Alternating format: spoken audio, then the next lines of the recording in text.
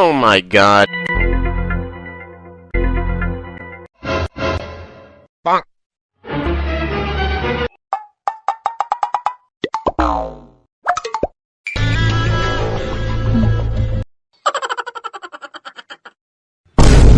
अच्छा भाई माफ कर दो, गलतियां सबसे होती हैं, आप मुझे माफ कर दो।